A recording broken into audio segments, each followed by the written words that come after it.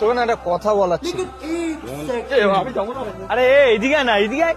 তোর বোনকে না আমার বন্ধু খুব ভালোবাসে। বাহ, কি করে তোর বন্ধু? আমার বন্ধু এদিকে না, এদিকে আয়, এদিকে আয়। আরে লজ্জা পাচ্ছে না, আয় আয়। আরে এদিকে আয়। বল বল বল, কথা বল।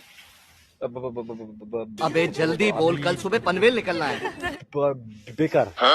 ও এখন বেকার আছে, কাজ করবে। বাহ, তা তোদের কি করে মাথায় এলো যে বেকার ছেলের সাথে আমি আমার বোনের বিয়ে দেবো? गजब बेइज्जती है। সরকারি চাকরি ছাড়া আমি আমার বোনের বিয়ে দেবো না। কি সরকারি চাকরি ছাড়া মেয়ে? দাঁড়া, তুই আর কথা বলবি না। এই যে কথাটা বললো আমার খুব আতে লাগলো, জানিস তো। 1 বছর পরে ঠিক আপনার সাথে আমি এই জায়গায় দেখা করব, আর আপনার বোনকে আমি বিয়ে করব সরকারি চাকরি পেয়ে। হ্যাঁ, নিয়ে এসছি ওকে, কথা বল। বল কি হয়েছে? কি বলেছিলাম তোকে? ঠিক 1 বছর পরে এখানেই এসছি, আর আমি চাকরি পেয়ে গেছি। এবার তোর বোনের সাথে বিয়ে দিবি তো আমাকে?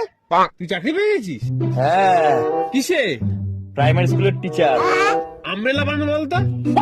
বল।